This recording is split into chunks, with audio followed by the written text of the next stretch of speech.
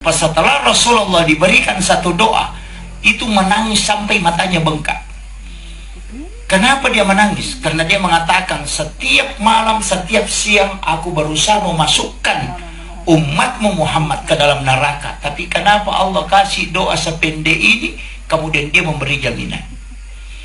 Makanya Allah bilang, siapa yang membaca satu kali Muhammad, ketika umatmu Muhammad membaca satu kali doa ini di malam hari, kemudian dia meninggal pada malam itu, aku akan menjadi jaminannya.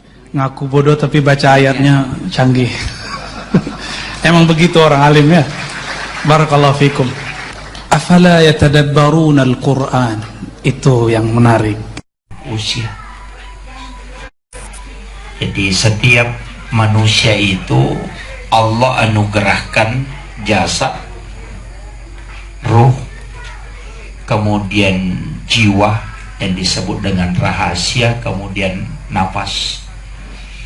Tapi ketika orang wafat, sebenarnya kita ini setiap hari, setiap malam meninggal. Makanya orang tidur itu dianggap orang meninggal. Makanya doanya bismika Allahumma ahya wa bismika amut. Rasulullah mengatakan an-naumu akhul maut. Tidur itu adalah saudaranya mati. Itulah sehingga setiap kita bangun dari tidur, kita mengucapkan alhamdulillahilladzi ba'dama amatana wa ilaihin nusur. Kalau kita mau bahasa Indonesia kan, terima kasih banyak ya Allah, engkau kembalikan kehidupanku setelah engkau matikan aku.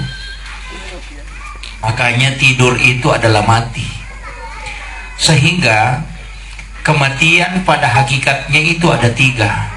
Ketika ruh idhafi diangkat, maka itu orang tidur. Ketika ruhul qadim diangkat, maka orang itu mati suri. Dan ketika ruhul hayanya diangkat, maka itulah orang yang meninggal. Tiga hal inilah sebenarnya yang juga menjadi tahapan pencabutan nyawa. Makanya ketika orang kakinya dingin mulai dari ujung kaki sampai ke lutut, itu tahap pertama. Dari lutut sampai ke pusar, itu tahap kedua. Dan dari pusar sampai ke kerongkongan, itu tahap ketiga. Jadi orang yang menjelang kematiannya itu mengalami tiga fase itu. Sehingga ruh yang diberikan oleh Allah itu kan ada tiga. Ada ruhul idhafi, ada ruhul qadim, ada ruhul haya. Idhafi itu hanya diangkat ketika orang tidur. Makanya orang tidur yang bermimpi itu bisa melihat, padahal matanya tertutup. Yang dipakai melihat itu adalah pandangan idhafi, bukan mata batin, karena mata batin tidak berfungsi di situ. Makanya orang yang bermimpi itu sebenarnya adalah orang yang menggunakan ruh idhafinya. Dia bisa berada di suatu tempat, padahal tidurnya tidak lama. Ini yang disebut dengan idhafi.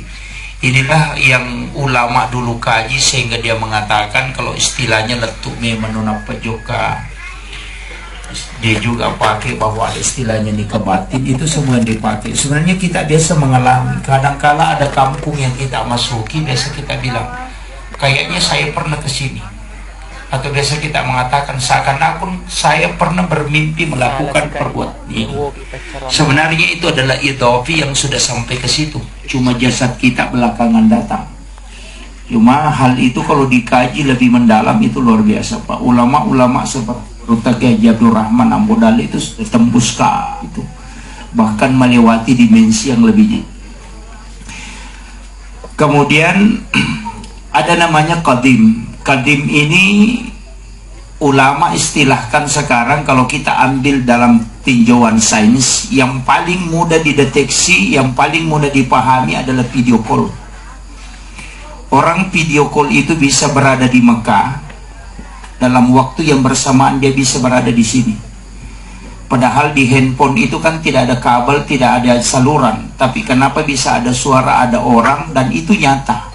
Sebenarnya itu adalah qadim. Tapi inilah yang ketika orang mati suri bisa berada di alam kubur dan melihat peristiwa-peristiwa gaib yang kita mengatakan tidak lihat, padahal dia bisa tembus. Sebenarnya itu kemampuan ruh yang diberikan oleh Allah. Cuma kadang kita potensikan hanya mata kepala, tidak lari ke dalam.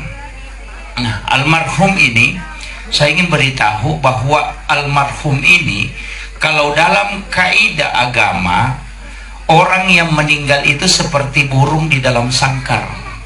Orang hidup itu seperti burung di dalam sangkar. Ketika dia wafat, maka burung itu lepas. Ruhnya almarhum ini bisa kemana-mana. Dan orang yang meninggal itu makanya dikatakan tutup usia. Makanya kita mengatakan tutup usia, berarti yang tutup itu usianya. Tapi kitab catatan amal itu tidak tertutup. Makanya di dalam Al-Quran disebut innama tuwaffawna ujurahum yaumal qiyamah. Orang yang meninggal itu tidak tertutup kitab catatan amalnya kecuali dunia kiamat. Makanya ketika usianya tutup, berarti perbuatan yang dia lakukan itu sudah tidak ada. Tapi amal kebajikan yang bisa diberikan kepada orang yang meninggal itu jalan, karena kitab catatan amalnya tidak tutup. Makanya setiap orang yang mati itu terputus amalnya. Amal dalam bahasa Arab adalah perbuatan, bukan pahala. Jadi ini yang kalau bahasa Arab mengatakan amalun berarti perbuatan, karena orang yang meninggal tidak mungkin sholat, orang yang meninggal tidak mungkin puasa. Tapi pahala sholat bisa dia dapat, pahala puasa bisa dia dapat, pahala sedekah bisa dia dapat, dan buku catatan tempat menulis amal kebajikan itu tidak tertutup nanti dunia kiamat. Sebagaimana ayat itu innama tuwaffawna ujurahum yaumal qiyamah. Nah, inilah sehingga apa yang dilakukan keluarga besar almarhum ini adalah satu usaha untuk menambah amal kebajikan almarhum, bukan melalui orangnya, tapi melalui orang yang ditinggalkan. Dari situlah sehingga Rasulullah mengatakan inna jaitau matewe bikine degaga tau tuh. Artinya sungguh sangat rugi orang yang meninggal seandainya tidak ada orang hidup. Dan itu pula lah pesan Rasulullah, maka sungguh beruntung orang yang duluan mati daripada orang yang meninggal karena kiamat. Karena orang yang duluan mati dosanya bisa berhenti, amalnya bisa tetap jalan. Dan orang yang meninggal karena kiamat, semua orang meninggal bersamaan sehingga tidak ada yang mendoakan, sehingga tambahan amalannya sudah tidak ada. Ini sebenarnya kuncinya. Makanya orang yang lebih dulu meninggal itu ada kelebihannya. Kelebihannya adalah pahala bisa bertambah, tapi dosa sudah tertutup. Almarhum ini sebenarnya banyak kita bisa memberikan tambahan pahala, karena perjalanan orang itu dari alam ruh. Dalam satu risalah dalam kitab Ibnu Khaldun mengatakan 1000 tahun itu baru bisa ketemu. Jadi dari alam ruh itu ketemu ke alam rahim itu 1000 tahun. Alam rahim itu kan 9 bulan 10 hari. Dari alam dunia itu likulli sa'in hasabi wa hasabi ummati baina sitina wa sabain. Jadi kalau alam ruh 1000 tahun, alam rahim 9 bulan 10 hari. Kalau di dunia ini Nabi mengatakan likulli sa'in hasabi wa hasabi ummati baina sitina wa sabain, antara 60-70 tahun. Kemudian di alam kubur itulah alam yang paling lama menunggu. Sebelum kiamat tidak akan bangkit di situ. Jadi di ke dalam kubur ini sebenarnya doanya Nabi mengatakan jadikan umatku adalah umat yang terakhir supaya kalau dia disiksa di kuburan kala itu tidak lama. Bayangkan umatnya Nabi Isa ketika dia disiksa di kuburan, mulai sejak zaman Nabi Isa sampai sekarang belum berhenti. Makanya Nabi minta umatku terakhir dan umurnya jangan panjang supaya tidak lama dihisap. Jangan kau membuat dia terlalu kaya. Ketika hartanya mulai menanjak, maka kurangilah hartanya. Kenapa? Supaya kelak tidak banyak dia pertanggungjawabkan di hadapanmu ya Allah. Itu memang doanya Nabi. Makanya Nabi sudah minta umur umatku jangan terlalu panjang. Makanya antara 60-70 tahun. Itu doanya juga Rasulullah. Makanya ketika kita hidup ini, almarhum pernah melakukan kebaikan, itu akan jalan. Anak-anak yang ditinggalkan ketika melakukan ibadah itu akan jalan. Bahkan hadis Rasulullah mengatakan siapa yang meninggalkan dua atau tiga anak perempuan ahli ibadah, maka ibu bapaknya tidak disentuh api neraka. Itu hadis. Jadi jangan menganggap begini, nanti orang yang hidup itu, atau orang ketika hidupnya dia melakukan banyak amalan baru bisa selamat. Itu belum tentu. Orang bisa saja sedikit amalnya, tapi ketika anaknya melakukan banyak ibadah, maka orang tuanya akan dapat bonus. Karena di dalam Islam ada namanya syafaat pahala. Syafaat pahala ini bukan dari orang tua, tapi dari anak yang menjadi hadiah untuk orang tuanya. Karena orang yang meninggal itu ketika meninggalkan anak dan anaknya melakukan ibadah, dia dapat bagian, namanya bonus. Bonus itu disebut dengan syafaat kalau dalam agama. Kecuali ada satu pendapat seperti Ahmad bin Hanbal mengatakan orang yang tidak diakikah itu tidak bisa mendapat syafaat pahala. Makanya anak yang lahir itu mesti diakikah, karena dalam hadis Nabi bahwa anak yang lahir, setiap anak yang lahir itu tergadai. Tergadai itu istilahnya kalau kita maketeni. Tergadai itu kan hasilnya tidak bisa didapat. Jadi kebaikan anak itu tidak akan didapat orang tua karena dia belum memiliki hak penuh. Tapi ketika dia akikah, maka gadaiannya telah lepas. Maka kebaikan anak itu tidak dikurangi kebaikannya anak. Memang ada bonus. Jadi sebenarnya begini, orang yang bersedekah, yang khusus sedekah dirinya saja dia sedekahkan, maka pahala orang tua akan dapat. Tapi itu tidak full. Misalnya begini, itu hanya bonus, namanya syafaat. Jadi kalau misalnya 10 pahalanya untuk orang hidup, untuk dia bersedekah, misalnya dia sebut namanya, pahalanya untuk dia 10, karena dalam Al-Quran itu mengatakan man ja'adil hasanati falahu asru amsalihha. Satu kebaikan menjadi 10, kecuali dimanfaatkan isu bisa kena masalul ladina yunfikuna amwalahum fi sabilillahi kamasali habbatin ambatat sab'a sanabila fi kulli sumbulatin mi'atu habbah. Dan ingat, kebaikan itu bisa bertambah ketika dimanfaatkan. Orang yang sedekah sajadah itu pahalanya 10 kali lipat. Tapi ketika orang gunakan sholat itu bisa bertambah. Kan begitu. Orang yang sedekah sumur bor itu pahalanya 10 kali lipat. Tapi ketika orang sudah pakai berwudu, maka itu pahalanya bertambah. Ketika sisa wudu itu turun ke tanah kemudian diminum oleh binatang, itu bertambah sedekahnya. Ketika meresap ke tanah kemudian diambil oleh rerumputan, itu juga bertambah. Ketika turun ke bawah kemudian akar tumbuhan tumbuh dari situ dan berbuah dimakan oleh binatang, itu bertambah lagi sedekahnya. Dari situ Rasulullah mengatakan pahala yang paling besar adalah mengalirkan air, karena cuma itu yang tidak pernah berhenti bermanfaat. Soalnya kan begitu, hitung-hitungan begitu. Kita hidup ini kan tidak lama, tapi kalau kita bisa membuat amal jariah seperti itu, meninggal pun tetap jalan. Anak yang kita tinggalkan melakukan ibadah tadi sedekah, kita dapat bagiannya hanya sekitar 2%. Ada ulama mengatakan sekitar 4%. Karena ini tidak dijelaskan oleh hadis bahwa berapa persen didapatkan. Ada ulama mengatakan kenapa tidak dijelaskan, karena tergantung keikhlasannya orang bersedekah. Nilai sedekah itu bisa dari ikhlasnya. Kemudian yang kedua bisa nilai dari orangnya. Kan ada orang disedekahi, Pak, kita cuma dapat 1 sumber pahala, hanya 1 kali dapat. Tapi ada orang disedekahi, kita bisa dapat 3 sampai 4 kali sumber pahala. Mana maksudnya? Orang yang kita sedekahi dia sholat.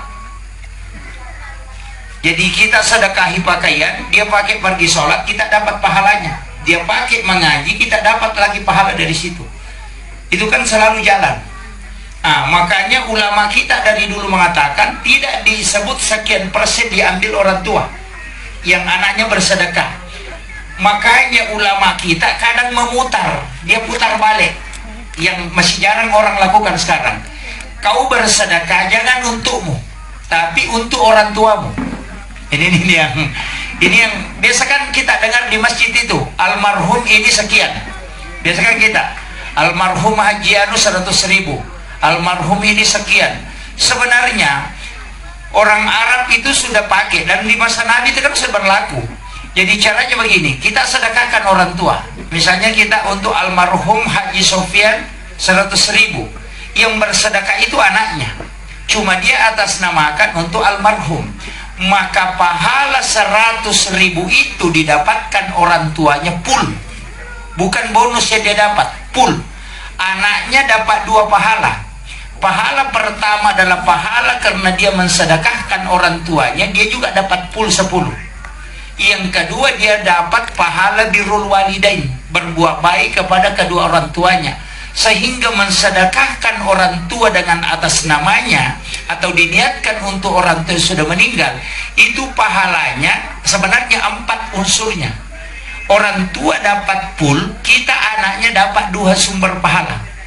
Pertama adalah pahala sedekah, karena siapa yang melakukan satu kebaikan supaya orang itu melakukan kebaikan, artinya kebaikan dia lakukan menyebabkan orang lain berbuat kebaikan, pahala kebaikan orang itu diberikan sama dengan apa yang dilakukan, tapi tanpa dikurangi ini tadi. Kan begitu. Jadi yang diniatkan untuk orang tua itu tidak kurang pahalanya, dan kita juga dapat tidak kurang. Dan yang kedua, kita dapat 2 sumber pahala. Kita juga dapat pahala birrul walidain, berbuat baik kepada kedua orang tua. Itu hidayah besar itu. Jadi makanya sebenarnya orang Arab banyak begitu. Jadi kita ini kadang sedekah hanya untuk kita. Kalau untuk orang tua itu 2 sumbernya. Makanya saya sampaikan, kalau sedekah lebih baik untuk orang meninggal, untuk orang tua kita. Begitu, walaupun tidak disebut, karena yang menyebut itu kan cuma tanggung jawab panitia saja. Begini, kalau celengan lewat di depan kita, kalau misalnya tidak terima sumbangan langsung, ketika celengan lewat, kita punya uang 10.000 misalnya, bisa dibagi 2. Niatkan saja 5.000 untuk almarhum, 5.000 untuk saya. Itu sudah sampai. Karena sedekah itu cuma butuh niat, tidak butuh nama. Malaikat itu sudah tahu. Makanya hanya di dalam hadis itu, innamal a'malu binniyat wa innamal likulli imri'in ma nawa. Jadi setiap segala sesuatu harus diawali dengan niat, dan seorang mendapatkan apa yang dia niatkan. Itu kuncinya sebenarnya. Makanya saya wasiatkan keluarga besar almarhum, paling tidak ada wakaf kita keluarkan untuk almarhum. Wakaf itu bukan berarti tanah, Pak, tidak. Bisa berupa kita beli sajadah atau kita beli semen. Saya sering sampaikan, beli sajadah imam. Cari masjid yang belum punya sajadah imam yang tebal itu, kita simpan di situ. Karena tidak mungkin tidak dipakai. Karena ada ke masjid yang sholat tidak ada imamnya. Kalau makmum kan biasa tidak ada. Tapi kalau imam pasti terisi, makanya pasti dipakai. Itu kuncinya. Yang kedua, kalau kita mau sebenarnya yang paling penting itu juga adalah sumur bor, karena airnya selalu dipakai. Orang pakai berwudu kita dapat pahalanya, orang minum kita dapat pahalanya, meresap ke bawah kita dapat pahalanya, dan itu mengalir terus. Kemudian yang ketiga, yang paling gampang, kalau ada masjid dibangun, ya sumbang semen. Kalau saya jangan pakai uang lah, kalau kita mau pastikan itu. Karena uang kan belum tentu dipakai untuk ini. Kadang kalau panitia rapat dia beli teh kotak, ya habis juga di situ. Kan cuma 40 hari berjalan. Tapi kan makanan itu 40 hari. Sebenarnya bersedekah dengan memberi orang makan dan memanggil orang sholat, itu masih lebih besar pahalanya memanggil orang makan. Terus terang, Pak. Dan itu hadis. Saya masih bicara dalil. Karena Rasulullah mengatakan, ketika engkau memanggil orang sholat, kemudian dia sholat, kau dapat pahala sebagaimana pahala yang dia dapat. Tapi kalau orang dipanggil sholat kan cuma 1 kali. Nanti kalau masuk waktu asar harus panggil lagi tuh. Maghrib panggil lagi. Kalau kau tidak panggil, kecuali kau yang ajari bacaan sholat, ya setiap dia sholat kita dapat pahala. Makanya saya kasih tahu, semua orang tua yang hadir di sini sungguh rugi kita kalau bukan kita yang ajarkan suratul Fatihah ke anak. Rugi betul kita. Makanya saya selalu sampaikan orang tua, kalimat yang pertama kau ajarkan kepada anakmu sebenarnya 3. Yang pertama kalimat la ilaha illallah, yang kedua syahadat, yang ketiga Fatihah. Ajarkan itu. Kenapa? Setiap dia sholat dia baca pasti kita dapat. Kalau gurunya yang ajarkan Fatihah, kita rugi betul.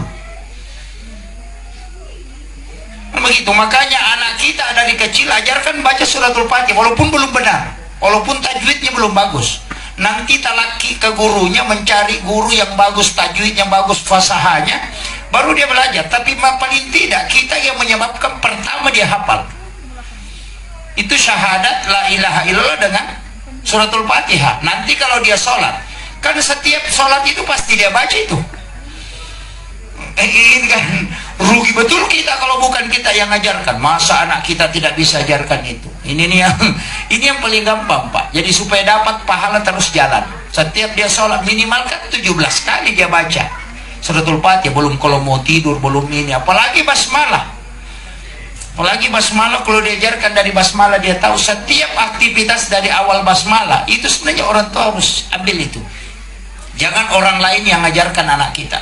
Kemudian ini tadi sumber pahala. Kalau semen pasti melekat di masjid, dan kalau orang sholat di masjid pasti dia dapat pahala. Itu kuncinya. Dan orang yang di masjid itu, kenapa orang yang bangun masjid itu, Pak, dijanji dapat rumah di surga, bukan dijanji masuk surga. Bedakan ya. Jangan katakan orang yang bangun masjid itu masuk surga. Enggak, saya belum dapat hadis. Yang ada itu membana masjidan fi dunya lillahi ta'ala banallahu lahu baitan fil jannah. Itu je hadisnya. Siapa yang mendirikan rumah ibadah atau masjid di dunia karena lillahi ta'ala, maka dia dibangunkan istana di dalam surga. Nabi tidak mengatakan dia masuk surga. Makanya kalau rajin sedekah tidak sholat tetap juga tidak masuk. Kan begitu. Jangan bilang saya sudah bangun masjid tapi dia tidak sholat. Ya ada rumahmu tapi kau tidak masuk, karena kau tidak punya kuncinya. Kan begitu. Makanya tapi kalau kau rajin sholat tidak mau sedekah bangun masjid, susah juga, karena nanti kau cari tempat di mana. Jadi kalau kita mau ke sana mesti ada rumah. Sama dengan orang yang merantau. Kalau dia ada di Malaysia, bangun rumah lah di kampung. Jadi nanti kalau kau kembali ada kau tempati. Kan begitu. Sama di orang di dunia, Pak, kirim ke akhirat. Nah gampang sekali. Nah kita tidak disuruh bangun satu masjid, tidak. Yang penting ada andil kita di situ. Orang bangun masjid di sini, beli semen 5 sak, masukkan ke situ, pasti melekat itu. Dan kita beruntung berapa orang yang sholat di situ, pahalanya kan kumpul. Sama dengan ada madrasah, ada pesantren dibangun. Orang, jangan katakan orang yang mengajar di pesantren besar pahalanya, anak yang belajar di pesantren besar pahalanya, itu kecil, Pak, dibanding orang yang membangun. Karena orang yang membangun pesantren atau orang yang mewakafkan hartanya di situ, itu double pahalanya. Pahala gurunya mengajar, pahala muridnya yang belajar, itu dikumpul, baru dikasih kepada orang. Tapi tidak dikurangi tadi ini. Kenapa? Karena tidak ada yang mengajar, tidak ada belajar kalau tidak ada tempat. Kan begitu. Makanya jangan harus mengatakan bahwa nanti ini baru besar pahala. Tidak. Makanya kita ini, Pak, saya selalu mengatakan celaka betul kau tidak masuk surga. Makun rutongang kau dia tetap masuk surga. Iya, karena jalan masuk surga itu lebar sekali. Jangan selalu pikir dosa. Nah, pahala itu begini, 10 kali lipat. Dosa cuma 1. Nah, begitu. Baru di dalam siapa yang berat timbangan kebaikannya daripada keburukannya, dia orang selamat. Kalau berat keburukannya daripada kebaikannya, maka dia celaka. Nah, 1 banding 10 tuh, masa kita tidak bisa tutup itu? Kalau 1 banding 10. Baru ada kan 2 jalan, Pak. Kalau ditimbangnya amalan, berat dosa, ringan pahala. Bagaimana caranya supaya berat pahala? 2 kuncinya, kurangi dosamu atau tambah pahalamu. Enggak begitu. Makanya di dalam agama, wa'at bi sayyatal hasanah tamhuha wa halikin nasa bi hulukin hasanin. Tutuplah perbuatan buruk dengan perbuatan baik. Kan disuruh tutup. Nah, tidak pernah penutup itu lebih kecil daripada yang ditutup. Kan begitu. Makanya kalau 10.000 kau pakai untuk dosa, mestinya kalau kau 10.000 juga sedekahkan, itu sudah tertutup, karena 10 kali lipat nilainya kebaikan. Kan begitu. Kemudian yang kedua, saya selalu mengatakan kurangi dosamu. Kan kalau tomat timbang kita mau kasih ringan keburukan, kuncinya kurangi itu atau ini kau tambah. Begitu. Mengurangi dosa berarti taubat. Kalau kebaikan mau ditambah, ya tambah kebaikan. Begitu aja. Jadi kalau kau bilang, wah tidak bisa aku bersedekah dan tidak ada uangku, itu aku supaya kurang dosamu. Kan tidak bisa kau tambah kebaikanmu, dosamu kau kurangi. Kan begitu. Jadi agama itu mudah sekali. Kadang kalau orang mengatakan bagaimana mau berbuat baik, nah tidak ada ini disedekahkan, kita miskin. Nah gampang, taubat kau saja supaya kurangi dosamu. Kan Nggak begitu.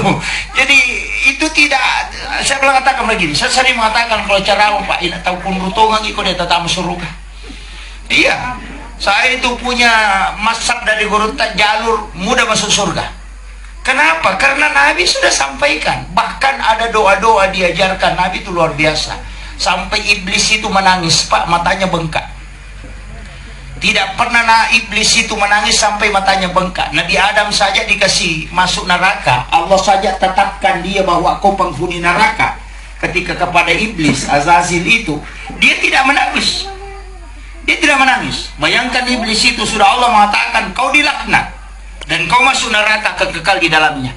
Iblis tidak menangis, cuma dia minta permintaan. Ya Allah, kalau kau kekalkan saya di neraka, satu saya minta, berikan aku kesempatan merayu anak cucunya Adam, supaya dan saya bisa temani masuk surga. Allah mengatakan saya kasih kesempatan.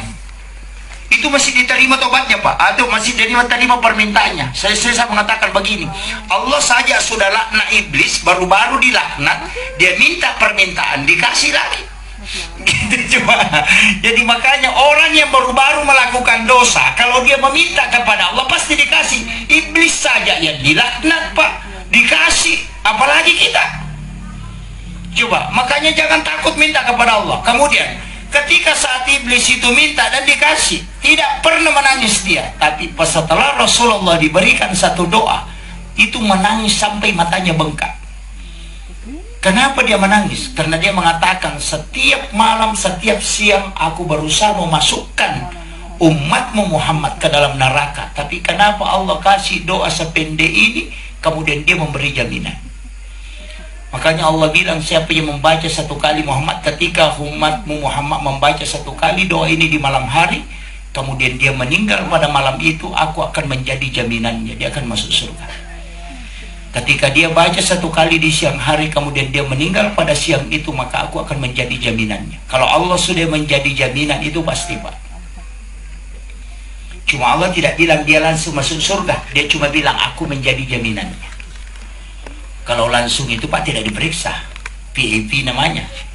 Kalau banyak dosa biar baca itu, Pak, di melender dulu. Pokoknya yang kau langsung masuk, bos, masih banyak ini. Selesaikan dulu permasalahanmu ini baru masuk. Tapi ada jaminan.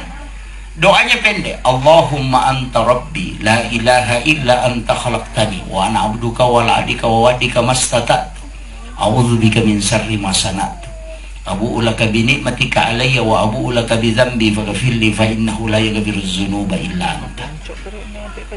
Sudah hafal?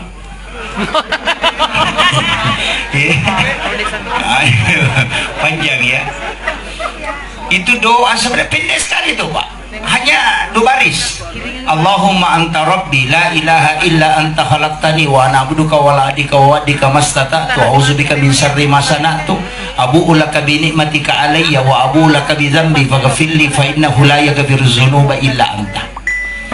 Ini doa kata Rasulullah, ketika umatku membaca sekali saja di malam hari, kemudian di malam itu dia meninggal, Allah yang sudah jamin dia masuk surga. Ketika dia baca di siang hari, kemudian meninggal pada siang itu, maka dia menjadi jaminannya Allah, dia akan masuk surga. Makanya ulama Imamun Nawawi ad-Dimashqi meletakkan pada zikir pagi dan petang. Nah, makanya kalau sudah sholat subuh baca 1 kali, sudah sholat maghrib baca 1 kali. Jadi kalau sudah subuh dibaca, kita meninggal antara subuh sampai maghrib, itu ada jaminan. Kalau sudah maghrib dibaca, jaminannya dari maghrib sampai subuh. Makin roki melomati kode nokor. Dia kode na pura mengaribi letuk subuh tomati, pura subuh letuk mengaribi. Dia kata onre mati lian na masak mana dia bulat bang pelayan. Itu disebut dengan sayyidul istighfar. Jadi tasapa bani mati ku Google ketik sayyidul istighfar, baru search pasti muncul itu. Itu paling mudah. Tapala lalu ya, makan lampe in pelungin dia ita apala maka puncuk dandu maka lampe apa lagi. Itu paling pendek. Ya. Kalau kita tidak hafal, ada masih pendek lagi. Ketika Rasulullah peristiwa Isra Mi'raj berjalan di dalam neraka, karena sebegini, Rasulullah itu diceritakan tentang neraka, diceritakan tentang surga di dalam ayat diceritakan tentang bagaimana Lauhul Mahfuz, diceritakan tentang lapisan langit. Semua nabi sebelum Rasulullah itu diceritakan tentang itu, diceritakan tentang pahala, diceritakan tentang dosa. Tapi tidak pernah diperlihatkan nabi sebelum Rasulullah mana itu dosa, mana itu surga. Tidak pernah dilihat. Allah pun dia tidak pernah lihat. Jadi Nabi Musa tidak pernah lihat surga, Nabi Musa tidak pernah lihat neraka, Nabi Adam tidak pernah lihat itu, Nabi Ibrahim juga tidak pernah. Tapi satu-satunya Nabi yang keliling di dalam surga dan neraka cuma Rasulullah. Coba. Makanya Isra Mi'raj itu kan mengatakan linuriyahu min ayatina, untuk memperlihatkan tanda-tanda kebesaran Allah. Karena memang diperlihatkan. Nabi yang lain itu cuma diperdengarkan, dikasih tahu saja melalui pendengaran bahwa turunnya wahyu, dikasih tahu siksaan neraka begini, Allah murka begini, tapi tidak pernah melihat bagaimana modelnya surga, bagaimana modelnya neraka, tidak pernah. Siksaan dan neraka tidak pernah. Makanya Nabi yang melihat langsung, makanya dikatakan linuriyahu min ayatina, untuk memperlihatkan tanda-tanda kebesaran Allah. Makanya Nabi lihat semua, masuk ke neraka, lihat. Nah, setelah Nabi melihat semua model siksaan di neraka, dia itu menangis. Wah, bahaya kalau umatku masuk ke sini. Man rasik umatku kotamai okoi. Ketika dia keluar ke pintu neraka, dia tanya ke penjaganya. Kan ada penjaganya neraka.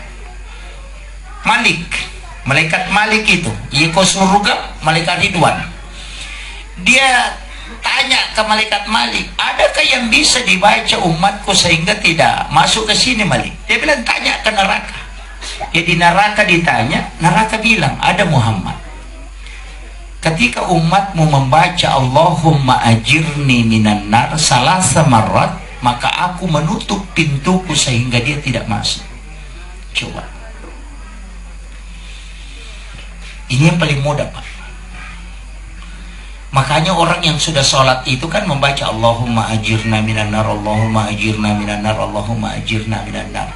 Yang karena sering kita baca biasa saja, Allahumma ajirna minan nar, Allahumma ajirna. Padahal itulah doa, kata Nabi, yang menyebabkan neraka menutup pintunya. Kan neraka yang bilang, baca 3 kali, maka saya akan menutup pintu supaya umatmu tidak masuk. Itu aja, Pak. Kalau Allahumma ajirni, ya sendiri. Kalau Allahumma ajirna, ya jamaah. Ikutkan anak-anak dan keluarga kita atau jamaah kita. Makanya imam kan baca itu, Allahumma ajirna minan nar, Allahumma ajirna minan nar, Allahumma ajirna minan nar. Lalu dia baca Allahumma antas salamu minkas salamu alaik.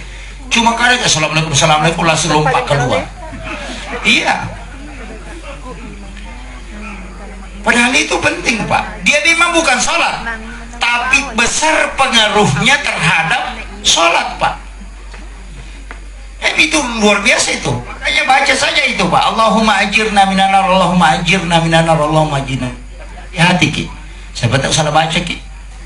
Kalau Allahumma ajirna, ya Allah jauhkan aku minan nar, dari api neraka.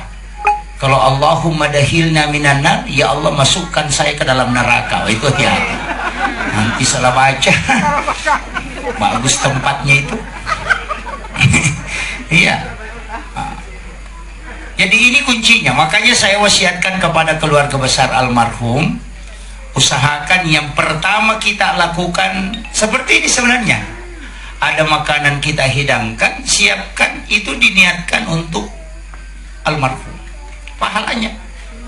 Walaupun sebenarnya begini, takziah seperti ini, kalau menghidangkan makanan, itu hukumnya bisa 3. Saya harus luruskan ini supaya orang tidak salah paham. Kalau makanan itu dipinjam kemudian diberi makan kepada orang yang datang, itu hukumnya haram, tidak boleh itu. Makanya saya itu kalau ke pesta pernikahan jarang makan, jarang betul makan, Pak. Kenapa? Karena rata-rata itu dia bilang tulismu jolok. Iya. Okimu jolok, cetakmu jolok. Habis begitu. Kau memang Pak Boti panas selesai bicara atau? Maka cetakmu jolok. Dan itu bukan utang, karena utang itu punya akad.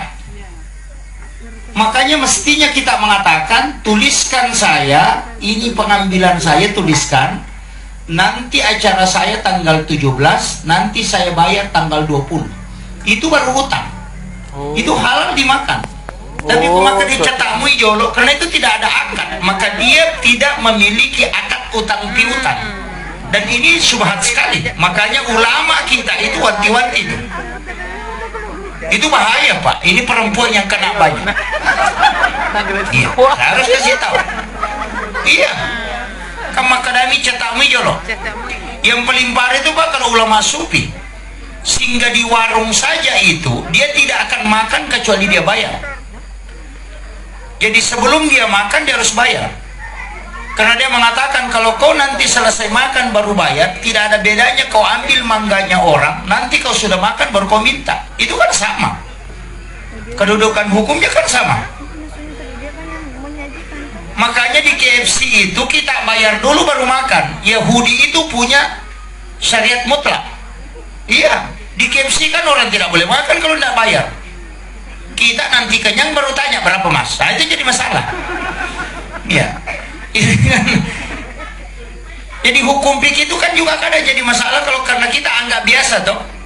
Padahal itu mah fatal juga itu. Kalau kita makan baru kita meninggal. Kan makan makanan haram. Itu jadi masalah, Pak.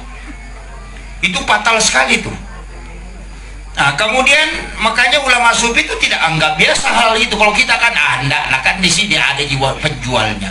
Nanti selesai sekalian tuh baru bayar. Ini kan jadi masalah. Padahal kalau kita masuk di KFC ya bayar juga baru makan. Ini kan yang banyak tidak diperhatikan. Makanya kalau kita ngutang baru kita hidangkan, maka itu haram hukumnya. Makanya dari situ Rasulullah mengatakan, aja mupak dumpi dapurna Ja'far. Karena Ja'far ini orang tuanya meninggal dan dia orang yang paling miskin. Pasti kalau dia memasak tidak mungkin dia tidak mengutang. Makanya Nabi mengatakan jangan kau makan makanannya, kau bawa makanan baru kau makan. Kan yang dilarang itu bukan dilarang makan, cuma dilarang makan makanannya Ja'far, orang yang meninggal itu tadi, keluarganya. Jadi makan di rumah orang meninggal itu tidak ada larangan. Yang ada larangan makan hartanya orang yang meninggal. Kan begitu. Makanya Rasulullah mengatakan kau yang bawa baru kau makan. Makanya ulama kita di Sulawesi Selatan, khususnya di Indonesia, dia rubah sistemnya, angkat tradisi asal Solo. Kan begitu. Orang Arab kan tidak ada tradisi begitu. Kalau dipanggil ya datang makan di situ, tidak kasih uang. Pulang kita apa? Wah, ada kita pas Solo. Wah, dicatat semua hajian 50.000, hajian 50.000. Nanti kalau mau pergi nanti, oh ini berapa dari 50 misal Bu. Dia kan begitu. Orang Arab enggak ada itu. Kalau dipanggil ya datang, enggak bawa amplop. Enggak. Kalau kita di Indonesia pokoknya orang mau haji dikasih uang, padahal banyak uangnya. Iya. Setiap acara orang yang meninggalkan kita Solo, itulah sebenarnya pengganti makanan. Makanya saya kasih tahu, keluarga almarhum atau almarhumah ketika di hari kematiannya, ambil pas Solo itu kau buka, balikan makanan supaya tamu yang datang itu memakannya, maka itu sunnah hukumnya. Karena itu yang disuruh oleh Nabi. Kan begitu. Jadi isarna pas Solo itu buka.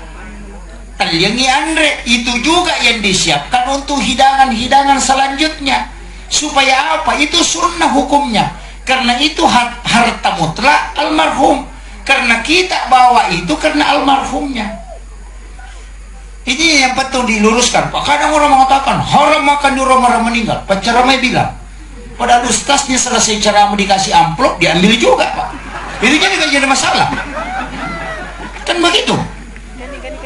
Dia tidak makan, ambil amplop. Oh, itu lebih parah, Pak. Denandre tapi maboko ngirewa. Ini kan, iya saya harus luruskan. Karena kadang orang kan dia mengatakan tidak boleh makan tapi boleh minum. Wah, itu jadi masalah. Kalau cendol dihidangkan bagaimana? Mau kau minum airnya baru kau sisinya. Ini jadi masalah. Makanya ulama kita melihat konteks hukumnya. Kenapa ketika Nabi dipanggil makan dia makan? Kenapa di suatu sisi dia mengatakan aja mau Pak Dumpi dapuran Ja'far, kau yang bawa makanan baru kau makan. Berarti boleh makan, kita yang bawa. Dari situlah ada namanya tradisi Solo. Nah, Kalau hartanya, kita ambil hukum kedua. Kalau hartanya anaknya yang ditinggalkan, dia tidak ngutang, hartanya saja, maka itu makruh. Karena kebalikan dari sunnah, makruh. Kita mau mandi tidak wudu, itu makruh. Mau tidur tidak wudu, itu makruh karena sunnahnya berwudu. Mau masuk masjid, dahulukan kaki kanan, itu sunnah. Kalau kaki kiri yang didahulukan, itu makruh. Maka kebalikan dari sunnah adalah makruh. Nah begitu ya. Mau makan tidak basmalah, makruh karena basmalah sunnah. Makan pakai tangan kiri makruh karena sunnahnya pakai tangan kanan, bukan bid'ah. Yang menjadi masalah masuk masjid dahulukan kaki kiri, bid'ah, bukan bid'ah, makruh. Kalau makruh kau lakukan rugi, kau tinggalkan dapat pahala, bukan tidak apa-apa Pak. Ada yang paling parah itu. Apa yang parah? Wajib dikerjakan dapat pahala, ditinggalkan berdosa. Sudah benar. Kalau sunnah dikerjakan dapat pahala, tidak dikerjakan tidak apa-apa. Tidak ada muridnya sholat sunnah. Karena bilang sunnah kan tidak apa-apa. Jadi masalah. Padahal dalam konteks bahasa Arab di situ bukan tidak apa-apa, sebenarnya rugi. Sunnah itu dikerjakan dapat pahala, ditinggalkan rugi, bukan tidak apa-apa Pak. Cuma kadang kita mengatakan dikerjakan dapat pahala, ditinggalkan tidak apa-apa. Tidak ada memorinya sholat sunnah, bilang tidak apa-apa gitu. Enggak begitu. Jadi sunnah itu ditinggalkan rugi. Makanya makruh itu kau kerjakan tidak berdosa, cuma kau tidak dapat pahala. Nah begitu. Jadi makanya makruh orang kalau makan dengan tangan kiri itu tidak dapat berkepahalanya saja. Apakah dia berdosa? Tidak. Kan tidak. Kamu makruh tidak berdosa. Cuma kalau kau kerjakan, tinggalkan itu kau dapat pahalanya. Begitu. Makanya, tapi kalau dia mengatakan bid'ah, bahaya karena ujungnya neraka. Kula muhdatsatu nabi wa kullu bid'atin dalal wa kullu dalalatin finnar. Kalau masuk neraka toh. Ini bahayanya Pak. Kalau menggunakan istilah bid'ah tidak menggunakan istilah hukum. Kalau dia mengatakan bid'ah langsung dapat. Pakai tasbih bid'ah, ini jadi masalah, langsung neraka. Masa orang sikir masuk neraka? Wah, itu juga dalil. Iya, ada yang paling parah Pak, tahlilan orang begini. Dia bilang siapa yang baca tahlil, baca la ilaha illallah, orang meninggal masuk neraka. Saya bilang kenapa itu dalil mengatakan orang yang kafir 100 tahun tapi dia baca la ilaha illallah itu berhenti kafir jadi muslim karena baca la ilaha illallah. Masa itu juga la ilaha illallah dibaca kita masuk neraka? Ini dari mana? Coba pikir gitu. Saya kalau bilang dari mana dalilnya ini orang itu. Makanya zikir-zikir itu penting Pak. Amalia. Ini sudah jam berapa ini? Belum. Ya. Belum. Saya tidak bilang mau berhenti, saya cuma tanya jam. Iya. Jadi kemudian ini tadi tentang sedekah itu tadi. Yang kedua, yang paling penting kita lakukan sebenarnya mendoakan setiap mau tidur atau setiap selesai sholat fardu. Bagaimana caranya doakan Pak Ustaz? Banyak. Allahumma ghafir lahu warhamhu wa'afihi wa'fu anhu. Kalau kita mau ambil sempurnanya menurut penjelasan para ulama kita, bacakan sholawat, baca suratul Fatihah, surah Al-Ikhlas, Al-Falaq, An-Nas, ayat kursi, kemudian doakan. Itu aja. Kalau tidak baca dari semua itu, cukup kirimkan Fatihah saja. Kalau masih tidak bisa, bagaimana caranya? Cukup surah Al-Ikhlas saja. Kalau masih tidak bisa, doakan saja. Bagaimana caranya didoakan? 3 saja doanya. Ya Allah, ampuni segala dosanya almarhum, lipat gandakan seluruh amalan kebajikannya, dan rahmati dia. Selesai. Kalau masih pendek, bilang saja ya Allah rahmati dia. Ya aku mau pocok mopi rahmati bawan nih. Nah, kata ngatukun ruku ya rumah dek tutul lepau. Iya. Jadi itu mendoakan orang meninggal itu Pak paling gampang. Paling gampang. Makanya sebenarnya kan ada istilah di Ogi kan gini banyak. Di Baru juga banyak ini Pak, karena masih terjadi. Baca doa warialah. Begitu, dengan baca doa salama. Ini harus luruskan Pak. Baca doa warialah itu bahasa Bugis. Warialah kan begini, kalau nyawa dengan jasad menyatu maka daki tahu. Ia kolak ga inyawana tahu watak kali ba maka daki wujud.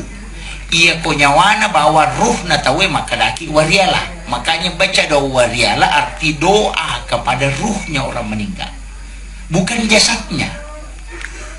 Banyak orang salah versi, Pak. Bagaimana caranya? Apa-apa makanan kesukaannya almarhum itu dia hidangkan. Paling nak tapi mau perang. Iya, mau banjara. Nasiru na puji pastas. Timangin mau padiwata. Kan masalah. Padahal bukan, mestinya saya harus luruskan. Mestinya komelo ki manas untuk baca doa dialah. Talipungi bu imam. Maka dan naswaga tapuji tandre. Kan begitu. Kenapa bisa, Pak? Saya kasih tahu begini. Itu makanan apakah sampai ke orang meninggal? Itu tidak, Pak. Tapi akan nandre letu. Itu pahalanya.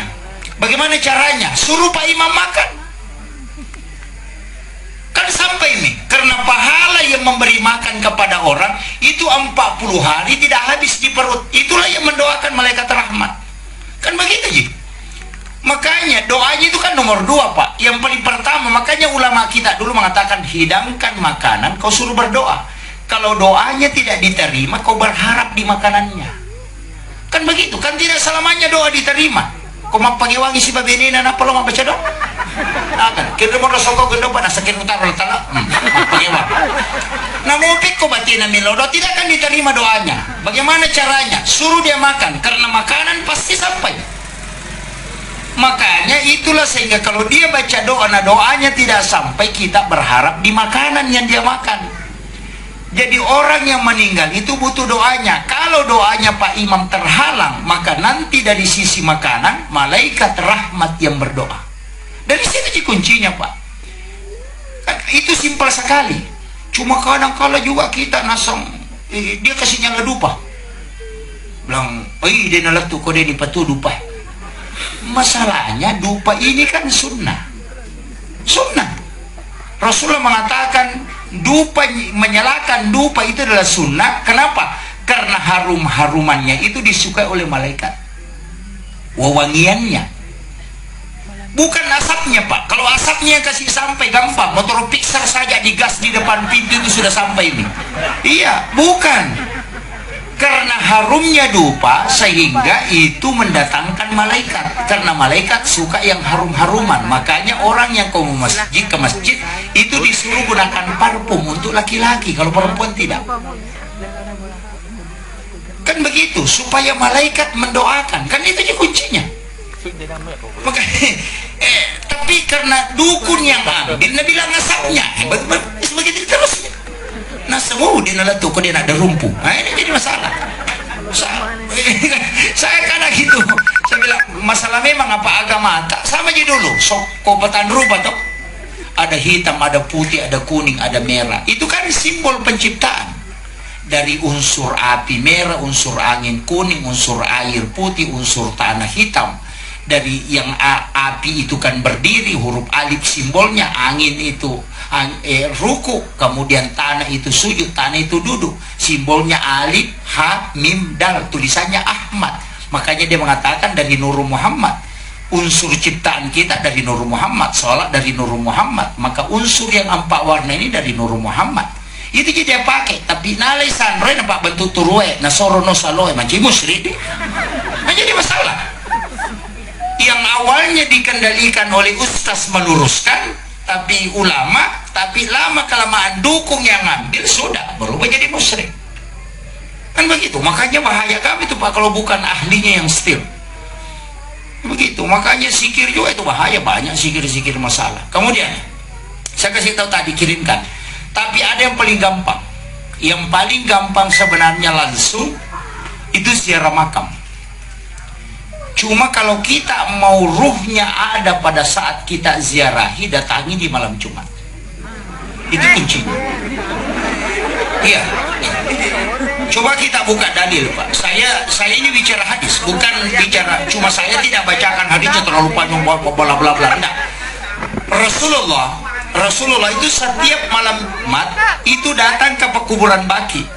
Sekitar jam 11, jam 12 malam itu ke pekuburan. Nanti menjelang subuh baru pulang. Makanya di subuh Jumat Nabi membaca di Pelamin Tanzilu dengan Al-Insan.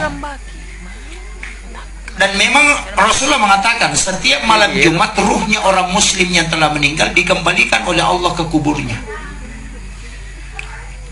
Makanya Nabi datang ziarah di malam Jumat karena ruhnya kan ada. Sama kan kalau kita, saya mau ke rumahmu silaturahmi, dia bilang saya ada di rumah hari Jumat. Kalau kau mau ketemu datang hari Jumat, karena dia ada di situ. Ruhnya dihadirkan oleh Allah di kuburnya, itu sebagai keistimewaan. Dihadirkan di kuburnya, bukan di rumah, Pak. Ada orang salah paham bilang di rumah, makanya dia nyalakan api di bawah tangga. Itu keliru sekali. Hadis itu mengatakan di kuburnya. Makanya Nabi itu ziarah makam setiap malam Jumat, dan ziarah yang paling bagus itu malam Jumat, Pak. Cuma kadang-kala kita takut. Iya. Pun di Jumat teh 10 Siti itu subuh dan datang sendiri, Pak. Kita ziarah siang-siang, baru bergerombol, baru selfie saja, foto dulu. Baru dia kasih masuk di status, mudah-mudahan dilapangkan kuburnya. Tidak ada doa. Ini kan jadi masalah. Sekarang orang itu, Pak, kadang riak tapi dia tidak lakukan. Saya sering tegur orang itu di geruk. Jangan asal itu bertanggung jawab kita itu. Kenapa? Orang tadi disampaikan innalillahi wa inna ilaihi rajiun, telah berpulang ke rahmatullah, ini binti ini akan dimakamkan. Langsung dikasih masuk di geruk. Apa yang diadukan? Al-Fatihah. Al-Fatihah itu stiker semua itu. Al-Fatihah. Baru dia tidak baca Fatihah, Pak. Iya. Cuma buka di geruk, oh mati, meninggal lalu. Langsung cari stiker Al-Fatihah, langsung Al-Fatihah. Selesai. Dia tidak baca Fatihah.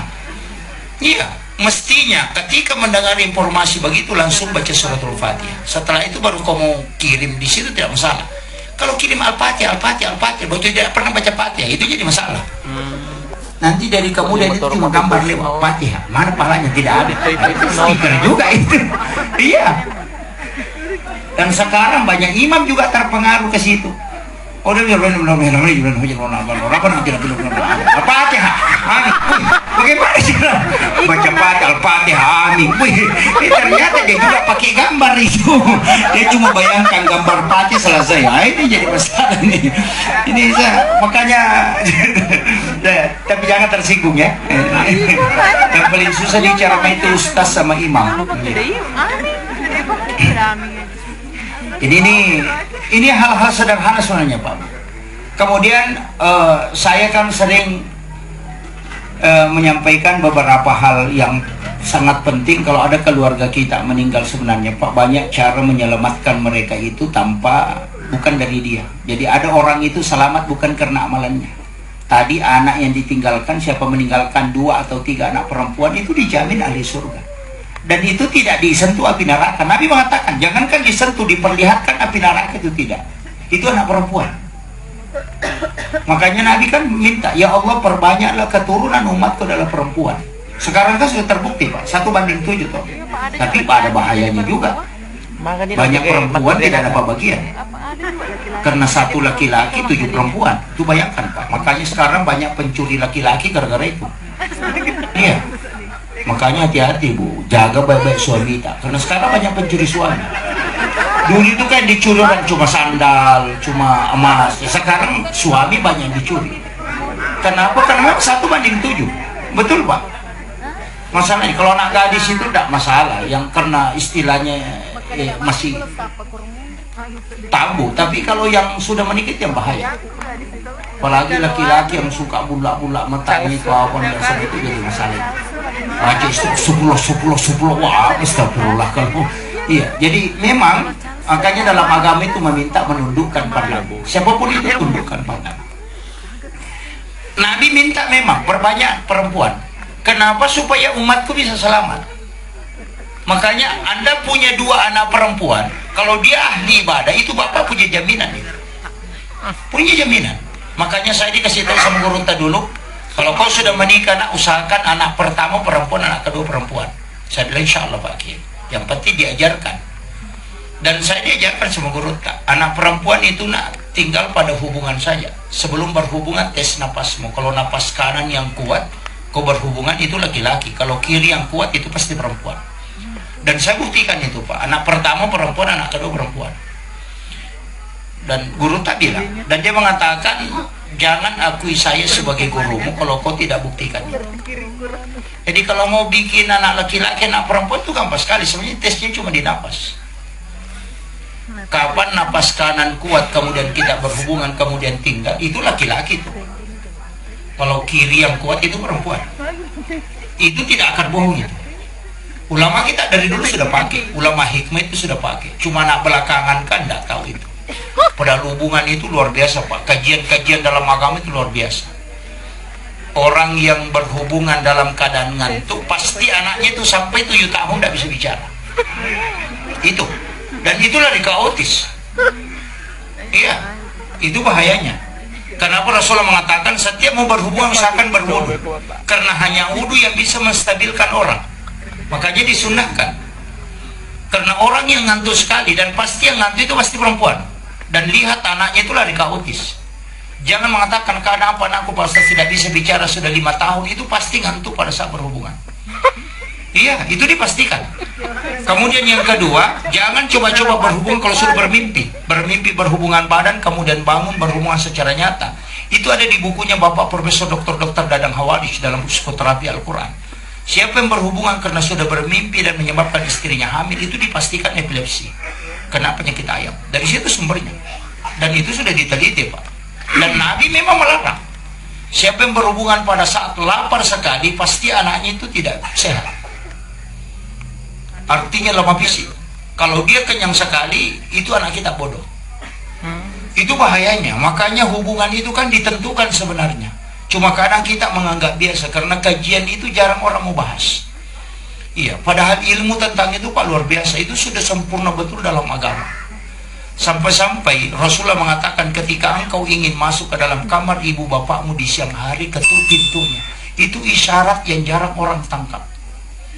Anak-anak disuruh, kalau kau mau masuk ke kamar ibu bapakmu di siang hari, ketuk pintunya. Makanya pesannya guru Profesor Dr. Qureshihab, ketika engkau ingin melahirkan anak yang hebat, cinta agama dan akidahnya kuat, berhubungan sesudah sholat duhur. Itu isyarat dari Nabi. Dan ini banyak orang tidak tahu. Ini yang ilmunya itu. Makanya guru Qureshihab itu kan berwasiat tentang itu. Cuma kadang orang anggap biasa. Padahal itu hadis. Ulama yang bisa menangkap pesan itu luar biasa. Itu tanya, cuma kadang kita kan tidak pakai waktu pokoknya apa saja. Ini kemudian yang terakhir, saya mau maaf Pak, karena malam ini saya harus ke Latimojong, besok ngejar makan saya naik motor.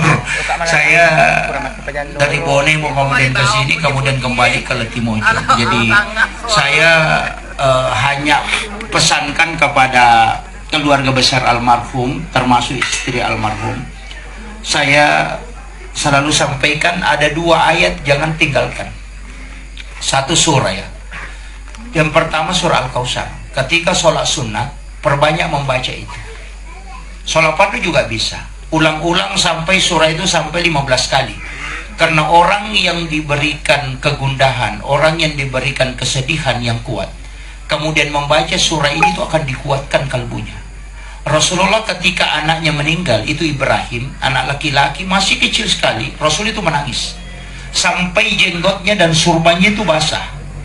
Tapi turunlah surah ini untuk menenangkan hatinya Nabi. Jadi itu makanya siapa yang membaca surah Al-Kautsar ini sebenarnya adalah surah hatinya Rasulullah. Makanya dari situ Rasulullah mengatakan siapa yang cinta kepada surah Al-Kautsar, maka dia pasti dapat syafaatku kelak. Makanya surah ini sebenarnya surah pilihan. Kadang kalau kita sholat kan langsung inatena. Maksudnya inatena kalau kusar pasalnya kalau Allahu Akbar. Itulah karena dia paling pendek. Makanya Rasulullah mengatakan siapa yang menghafal dan cinta kepada surah ini, maka dia mendapat syafaatku. Karena itu kalbunya Nabi. Dan siapa yang membaca surah ini, Rasulullah akan mengatakan ditenangkan kalbunya. Karena hanya ini yang bisa membuat kalbuku tenang. Coba bayangkan itu. Makanya surah yang paling pendek. Untuk Pak surah Al-Kautsar, seandainya Al-Baqarah kita setengah mati menghafal. Iya.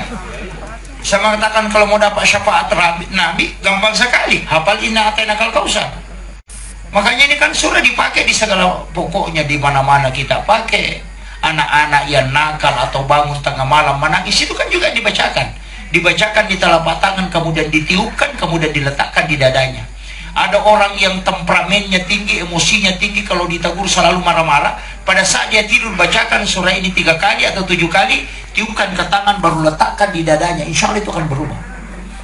Itu aja Pak. Bahkan ombak yang bergejolak besar itu, atau kita naik pesawat kemudian gojak, baca saja surah Al-Kautsar, pasti tenang itu. Apapun yang bergerak, kalbunya saja Nabi ketika berdenyut kuat itu, kemudian membaca surah itu tenang. Sampai ketika mau goreng telur, biasa kan kalau orang goreng telur itu kan meletus, cukup baca surah Al-Kautsar, letakkan, tidak akan meletus itu. Dan itu sudah diuji para ulama. Orang yang masak nasi tidak masak nasinya, tidak usah masak kembali, cukup ambil garam, bacakan surah Al-Kautsar, letakkan di penutupnya di atas, jangan nyalakan api sampai tempat itu dingin, baru buka, itu langsung masak itu surah Al-Kautsar.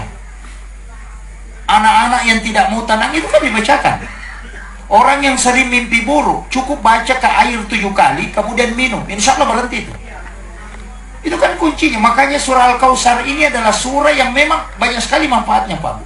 Istilahnya orang tua dulu bisa isyarat, kalau kita tidak mau, kalau habis makanan, itu kan juga yang dibaca pada air terakhirnya. Kalau ada makanan tidak mau, kalau basi, kita adu mengikuti ratau, baru angkat tetesan terakhir dari adukan itu, bacakan surah Al-Kautsar, itu tidak akan basi. Itu kan dipakai ulama dulu, diajarkan. Cuma surah ini kan hanya dipakai saja, nyatain Al-Kautsar, benar. Padahal gunanya itu luar biasa. Ini untuk menenangkan kalbu. Orang-orang yang tidak bisa tenang kalbunya, suruh baca 15 kali dalam surah setiap rakaat sholat. Itu insya Allah akan tenang kalbunya. Karena Nabi sudah sampaikan. Saya kira ini yang penting saya sampaikan. Akhirul kalam, Allahul muwaffiq. Enggak. Nggak usah lanjut Bu, saya sudah 1 jam setengah ini. Saya sebenarnya kasih, karena diminta baca doa, saya serahkan ke Pak Imam Sahibul Wilayah. Akhirul kalam, wallahul muwaffiq ila aqwamit thoriq. Assalamualaikum warahmatullahi wabarakatuh.